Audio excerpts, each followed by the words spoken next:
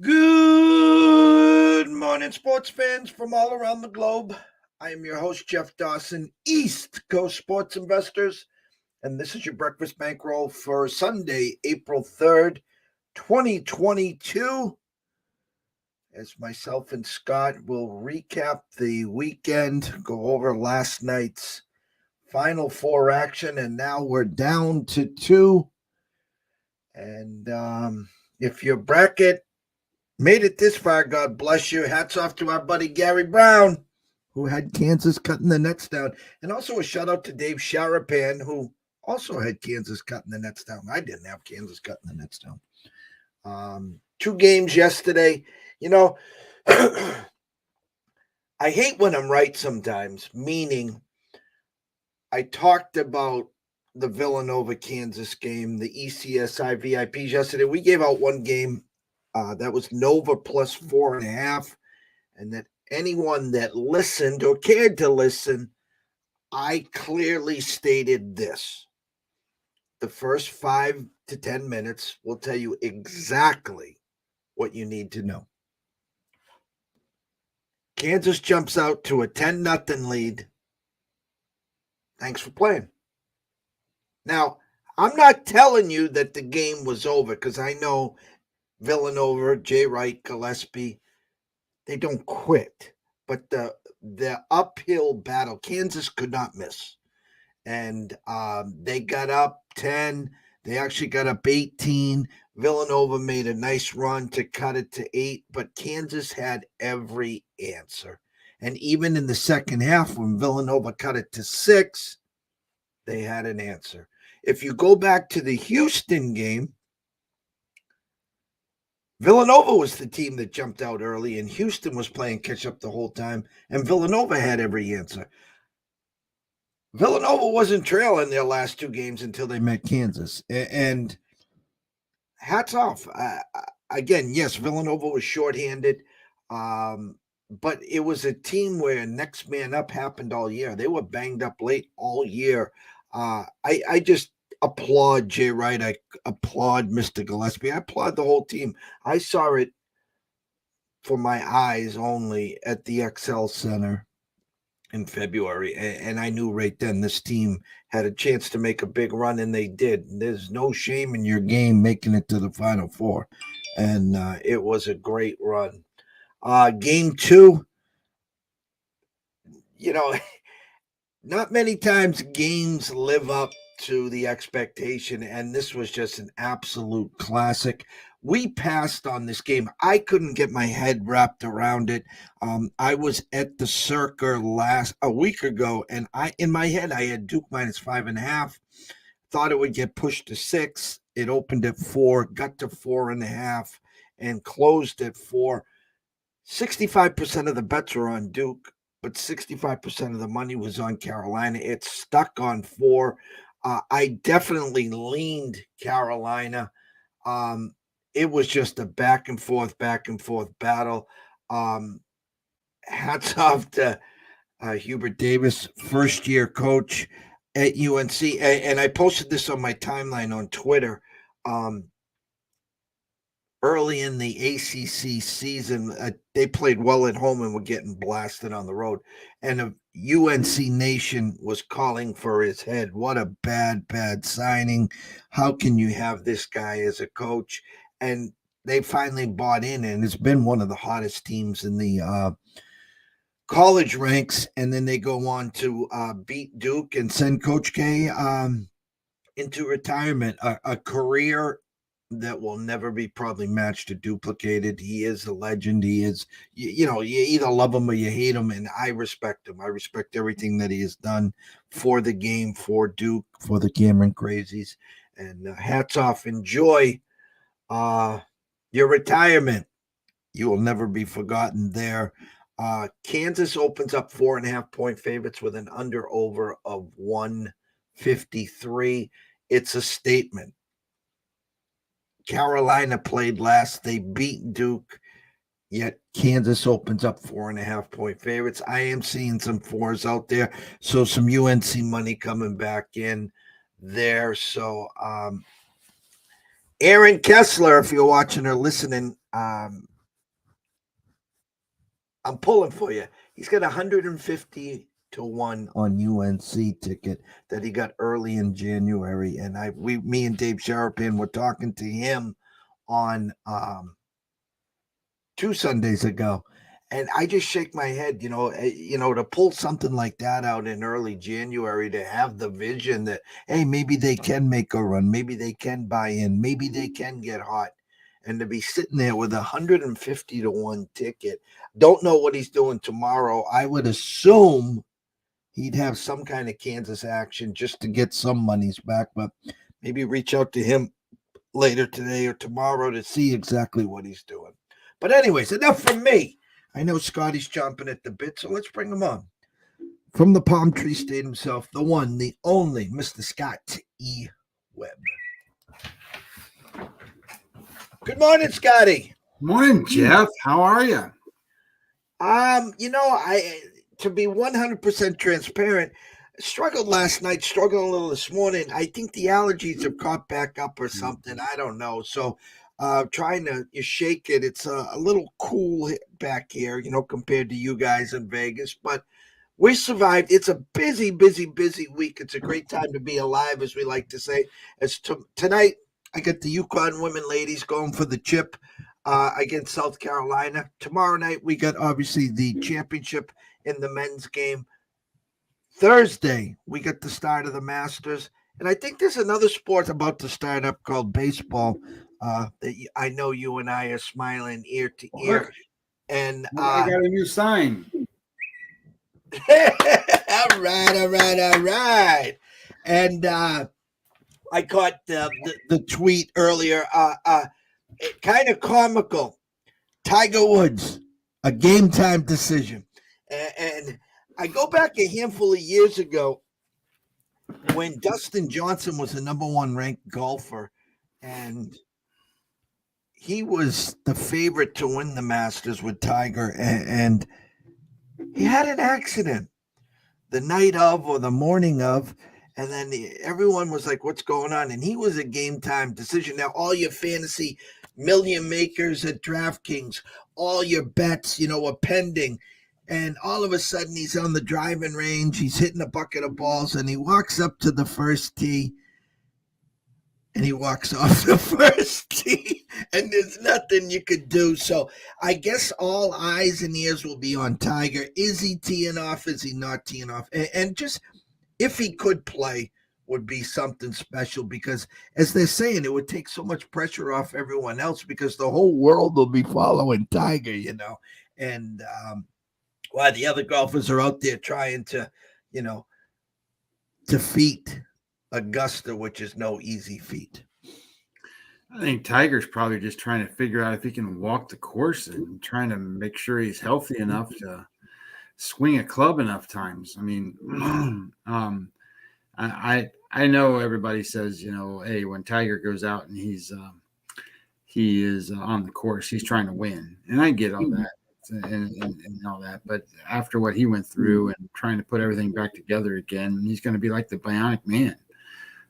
So I don't know. I think he would take satisfaction out of just being out there and being with the guys and getting through 4 rounds, I think. Now, that all being said, if it's in your blood and you want to be there and you want to play, then that's one thing. But if it's another thing that you're just kind of trying to force things and try to get there, that's another. So I don't know if he's going to play or not. I guess we'll find out really soon, because I mean, shit, he's got to get it together or don't. So, but the Masters is always fun.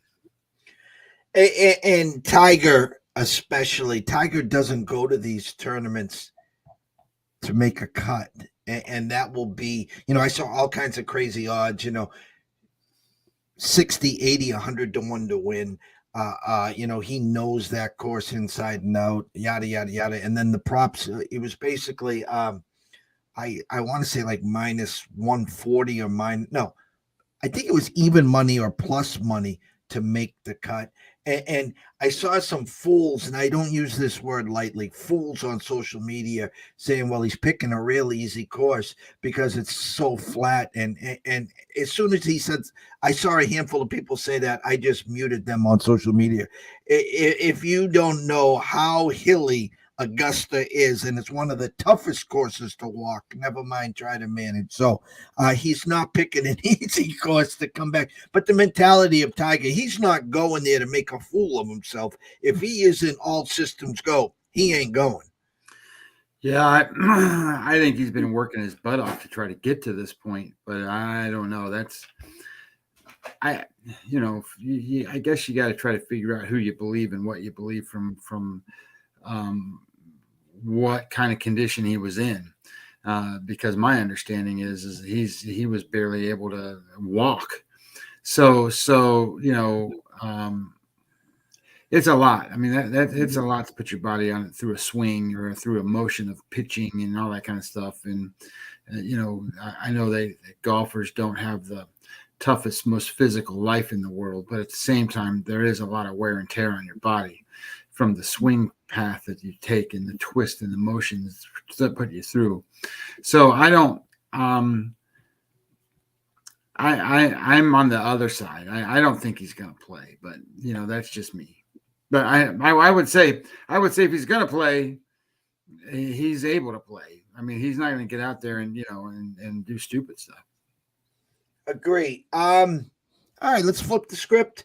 As your board said, 5 days to countdown.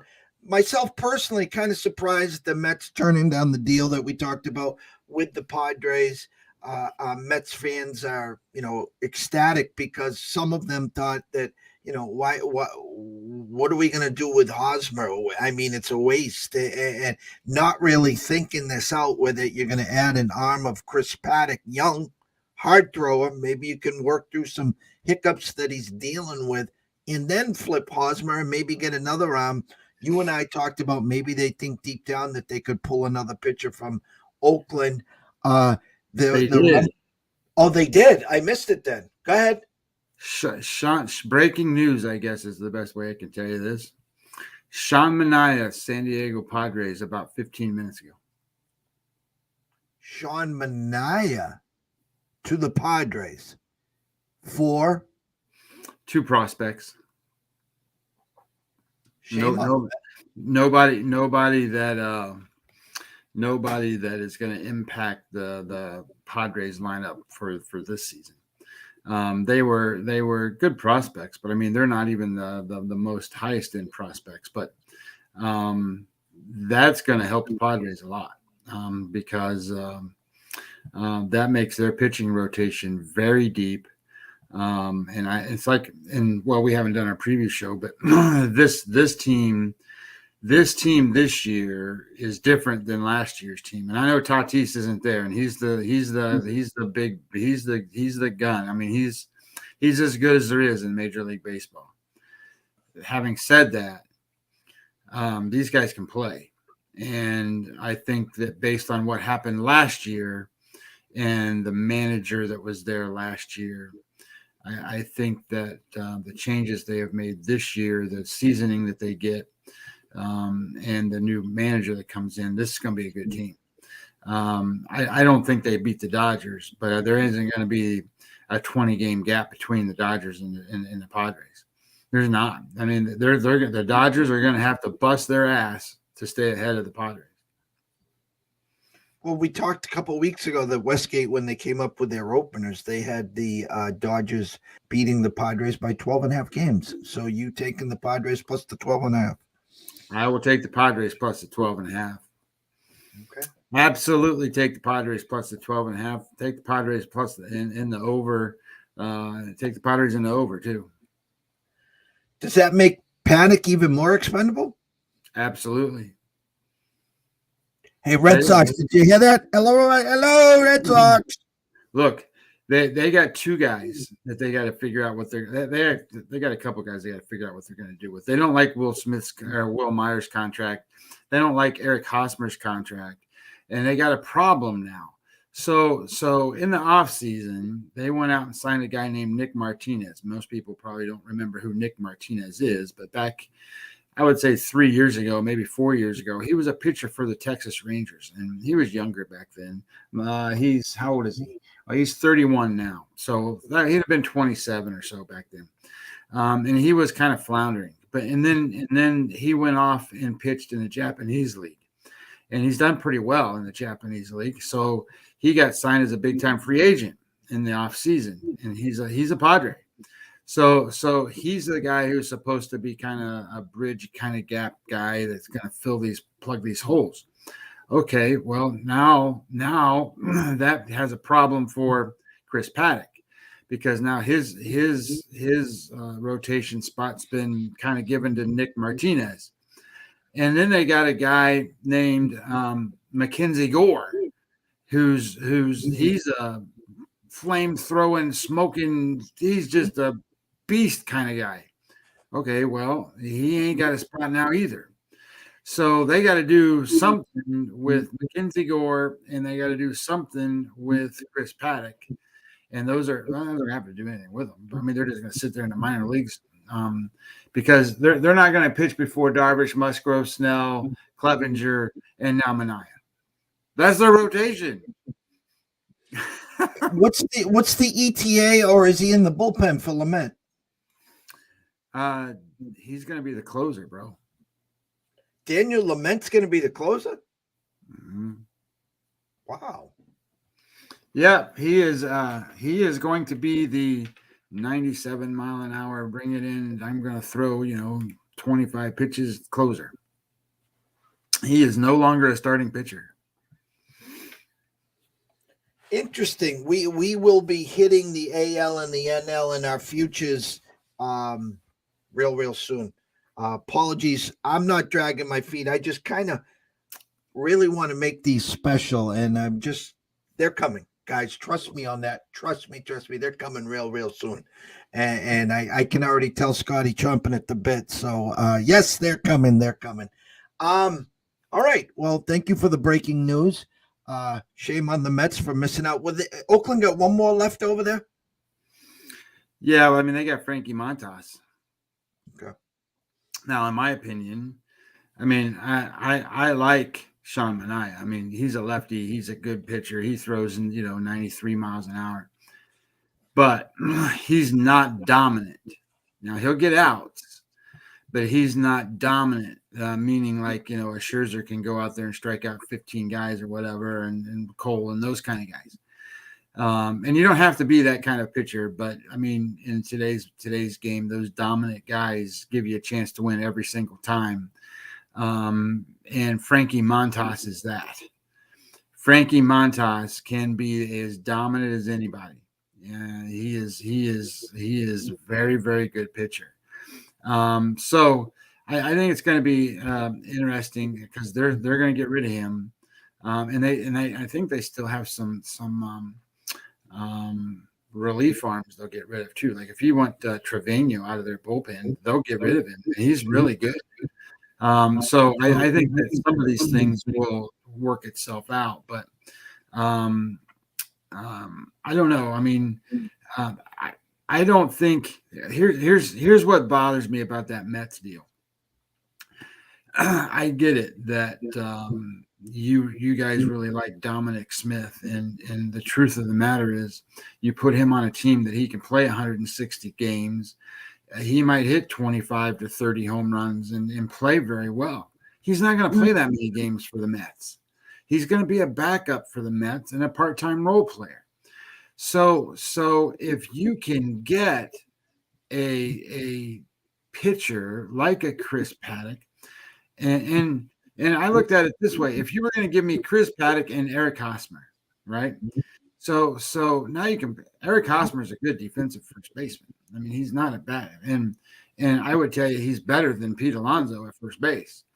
So now you got a guy that can play first base, and then you put Pete Alonso in the DH role, and then you don't have to worry about this goddamn Robbie Cano shit, and you can figure out how else you want to put your order together for the Mets. Plus, you got a guy that can pitch, And they're going to need pitching because if DeGrom can't go, and now Scherzer has been, he was scratched yesterday. He didn't pitch in his scheduled start, which we talked about. But now they're not listing him as the starting pitcher for opening day yet. So if he's actually going to miss a couple of starts at the beginning, they got shit, Jeff. I mean, we talked about it earlier that, okay, great. You know what? They got Chris Bassett, and Chris Bassett in his third hole is just awesome. Okay, well, Chris Bassett in the number 1 hole and the number 2 hole ain't enough in the National League, not in the NL East anyway. You're going to be outgunned when you pitch against the Braves, and you're going to be outgunned when you pitch against the best that the Phillies have. So I think they're in trouble to get started with the season. Scherzer is going to be fine. He's going to pitch and he's going to throw a million innings. But the issue will be is, you cannot afford in that division to take day one off. You can't take week one off. You can't afford in that division to do it because you got the Mets and you got the Braves and you got the Phillies. And now every time I keep looking at this shit, I keep going, God damn, the Braves are just going to be so much better than these other teams, even because of the attrition and the fallout and the this and the that. And again, the Mets go out and do all this stuff and quote win the offseason, and now look at them. They can't even get started. Going to be interesting for sure. All right, let's jump ship. 1, 2, 3, 4, 5, 6, 7, 8, 9, 10, 11, 12 games in the NBA. It is Sunday fun day for the ECSI VIPs. Currently 5-3 plus 2.23 units. We will be collecting at least a unit and a half for the week. Envelope Monday is just 12 hours and 29 minutes away. So excited there. We'll put together an action parlay for everyone. For the NBA guys, I'm just going to do the quick eye test. Dallas opens up at 5, now 6 against Milwaukee. The Celtics 13 against Washington. Denver 3-point favorites against the Lakers. The Lakers again come up short on Friday. I think you're going to find, listen, I know if you've been fading the Lakers, you're going to fade them again today. I will just say this out loud. I would be surprised if the Lakers don't win today. That's just me. What do I know? Pacers 2.5 point favorites against the Pistons. Smells a little there. I probably Pistons number there. Philly 4.5 against Cleveland. Good luck diving in there. The Knicks 4.5 at Orlando. That's a stench number. Phoenix 14.5 against OKC. Probably Phoenix wins, but they'll play grab ass and they'll probably win by 10 or 11. Portland, San Antonio. We talk about San Antonio all the time. I love them as dogs. Now they're 14.5 point favorites. I guess David Robinson is suiting up over there today. Good game. Miami against Toronto. Toronto opens at 2, now 3-point favorites. I think your Heat are dangerous in that spot. Golden State 5.5 at the Tomatoes. That line smells. And of course, the late night special, New Orleans at the Clippers. Clippers open up as 2.5 point favorites, now 2. Take it away, Scotty. Yeah, I like Milwaukee today. Saw the number at 5, and then it went to 5.5, and I liked it at 5.5, so I bet it at 5.5. I see it at 6 now. I think there's a couple of spots maybe up there you can still get it at 5.5. But I like Milwaukee here. This is just my number says Milwaukee is at least 8-9 points better. But the way they play at home and the way Dallas plays on the road is just a mind-blowing thing. And I think that the biggest difference here is Milwaukee's still trying to be the number 1 seed, and they can do it. And that's the other thing. You brought up that Miami game. They're the number 1 team in the East. Why are they dogs to a team that's like the number 8, number 9 spot? Anyway, and they haven't been playing that well. So I don't like Miami right now. Toronto's been playing really good. So I don't like Miami in that spot. And then I was having some harder times with some of these things. So like that Denver Laker game, I think the Lakers are going to play pretty tough in that game. I like the Lakers. My numbers tell me it should only be a 1-point Denver line. And I think at that point you could sit there and go, okay, well, the Lakers probably have a little bit of value here. I just don't trust the Lakers, and I don't trust anything about what that team is, so I am not going there. But I'm looking at that game in more of an over type of situation, because the over the last 14 games, Denver is 125 on defense, 125 points per 100 possessions. And then the Lakers are 126. So these teams are awful on defense. Like, they don't play any defense. So that number at 230, I think was it 231 or something, 230? I don't think that number is high enough. So I'm thinking that's a pretty good spot to look at an over. But on the other side of that, I think the only other thing I think here is that if the Lakers want to win, they're going to play defense. They're going to try to play defense. I don't know if they can, but they'll try to play defense. I don't think they can just go out there and outscore this other team. So they don't got the guys that can do it. So I don't know. I think I might lean over that game, and I do like a couple of unders today. So Detroit, Indiana. I like that game to go under to 231. Indiana is not a big scoring team, and Detroit's been playing really well on defense is what's keeping them in these games. So I kind of like that one to go under the number. And that Philadelphia-Chicago game, it's a low total, 224 for, NBA. But these teams don't score a lot when they're playing, when they're on. And I think this is a game that matters to these teams. And because it matters, they're going to play defense. So I think that's an under type situation too. And I'm just going to leave everything else alone because, yesterday I went 1-1 and I picked a side and I was on Charlotte because I thought, okay, Charlotte's playing. My numbers tell me Charlotte's good. And they got beat by 50. I don't know what it was. Stupid ass NBA shit. And then I picked an over game and it went over. So went 1-1. But I do like the.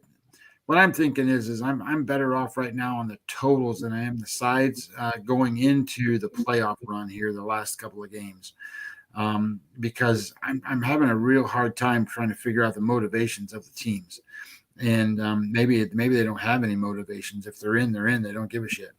But playoff seeding matters in my mind because you want to play lower quality seeds if you're a higher seed, and you want to get a better bracket. So anyway, those are my thoughts. I'm going to take Milwaukee. I took them at 5.5. I think they're at 6 now, so you might as well take them at 6. Whatever. It's only 1 point off the open, so I'm okay with that. And then I like the Denver LA Laker game over the number, and then I got the two other numbers under. All right. I talked about anyone that listened on Friday. I gave out 2 winners in the women's Final Four. We gave out South Carolina -8 or 8.5. I said we expected them to win by double digits, and they did. And then I gave out UConn plus the 2 against Stanford, and they won outright, even though they tried to give it away. And I've said this to anyone that wants to listen. And UConn Nation is, I don't know. I think you guys got to sometimes look to decaf or something. You would get so sensitive when it comes to, people talking about UConn, whether it's men or women's. You're spitting venom against Villanova, who got to the Final Four. They're in the Big East. You now represent the Big East. I get you want to be there, but you weren't there, so represent the Big East. And when it comes to the women's, it's been a while since they got to the championship game. I will tell you this, and I know you don't want to hear this. You were gifted and fortunate to win against Stanford. Stanford could not throw it in the ocean, okay? They played their worst game of the year. Yeah, your defense had something to do with it, but it wasn't everything. Trust me on that. And if you go back to the halftime, even the Stanford star was talking to the Holly and goes, We're down 1. We can't play any worse. We're okay where we are. But the problem was the UConn Pigs were in foul trouble, and Stanford decided to keep chucking it from 3 and couldn't throw it in the ocean. If you pounded the ball inside, got them into more foul trouble, you'd be playing today. So UConn fans, take the gift that keeps on giving. You're in the championship game. You're going up against a team that's been number 1 all year with South Carolina. Dawn Staley is chomping at the bit. I saw her at the pregame yesterday dancing with the team. They're fired up. They're ready. Yes, you already lost to them by 17. Yes, it's a different team today. Yes, Paige is back. Okay. You're currently 4.5-point underdogs. I like where you're sitting. I do. I think you're sitting in the weeds, but like Villanova, you can't get down 6, 8, or 10 and expect to climb back against this team. This team plays ferocious defense. Okay. So anyone that's looking for a little action tonight, you can take a bite at the UConn apple plus the 4.5. You can take them plus the 175, 180 on the pizza and beer money. Just realize, you're in for a war here, and you can't turn the ball over 18 times either. Okay, it's going to take a full team effort, a full 40 minutes here to be in that game in the final quarter with about 4 or 5 minutes to go, hoping that you're up a few or only down a few and not, chasing 8, 10, or 12. So good luck there on that one. I did state as we started earlier this morning, Kansas opened up 4.5 and 143. We'll be talking. 153. I'm sorry. We'll be talking a lot more about that tomorrow morning. It is a statement, by the way.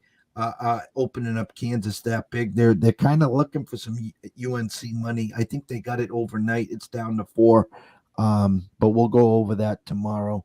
In hockey, not a lot jumped out, to be honest with you guys. Ottawa opened up at 165, now 145. It is against Detroit. I know I say trust and respect the opening number, but I'm not going to get into a game like that. Islanders opened up at 160, now 145. I expect the Islanders to win there. I'm not going to have you run to the window on a 145 either. Be more looking at a puck line, if anything, there. Washington opened up minus 130 today against Minnesota, which was kind of eye-opening, down to 127. I would lean Washington there. Vancouver and Vegas, a pick 'em. No real feel there. Rangers too much, 300. Chicago 200. Edmonton 200. And Dallas, I think this is their third game in 5 nights, opened up at 165. Had Dallas puck line on the desk, Scotty, yesterday. Up 4-1, and then up 5-2, and give up 2 late ones to win 5-4. So I'm glad that's stuck on the desk. But we'll look at a puck line there. I'll have some stuff on my timeline on that game. It's a 9:05 start. Closing thoughts, Scott. It's an interesting time to keep an eye on baseball. There's injuries and different things popping up, little nagging things that are going to keep people out of the lineup. But at the same time, don't overdo it. I mean, especially if they're an everyday player. If there's a guy that's got a hamstring problem or whatever, and he's going to miss a couple of days, that ain't no big deal because there's 162 of them. If they're big time pitchers, that's a different problem. So. And if they're in a competitive division, every single game matters. Every single one from day one matters. If you're in the AL East or if you're in the NL East, those games are really going to matter. And I'll just be honest. I remember a couple of years back, the Dodgers got off to a terrible start. I think they lost 20 games before they won 10 or something like that. And then it took them a while, and then they got going, and then they won the division. Don't get off to a bad start like that this year because the Padres are going to be good. So anyway, that being said, I think that baseball is right around the corner. I'm jonesing to get there, and I'm excited. As you can see, I'm smiling ear to ear. A real busy time of the year. It's a great time of the year. Nothing better than Monday night NCAA championship, and then Thursday we tee off the Masters and baseball.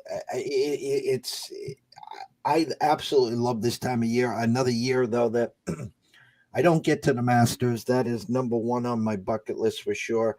Uh, I will be at the Frozen Four though this year, which is in Boston, taking the girls there.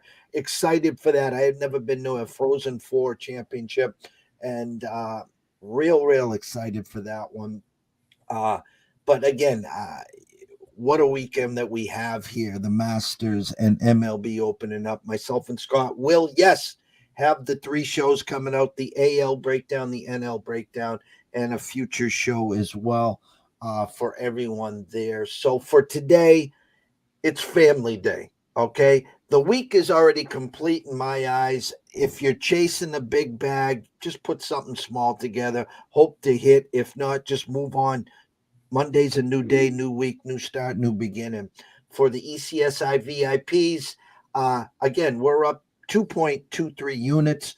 We'll put a half a unit on an action parlay. I know for myself, I'm collecting 1.5 to 1.75 units at worst, hoping maybe to put a little parlay together there. And getting ourselves ready for next week. So, don't go chasing. And if you're up, it's your money.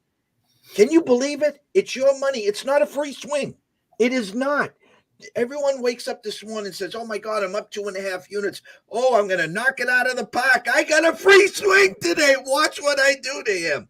No, it's yours. Just do something small. Wake up Monday morning and collect. It's a crazy concept. It really is. You don't have to pay the man if you don't want to. It's yours. Keep it. But anyways, that's enough for me. The sermon's over. If you are wagering today, investing, please do it responsibly. If you do have a problem, there is an 800 number available. Ask for help. Why? Myself and Scotty care. We want to see you here today, tomorrow, next week, next month, through 2022 and beyond. From myself, Jeff Dawson at EC Sports Invest, from Scotty Webb at Webby20MLB, we wish everyone a blessed day. Enjoy the day. Have some fun. Maybe give back. Get out of your comfort zone. And we'll see you early next week.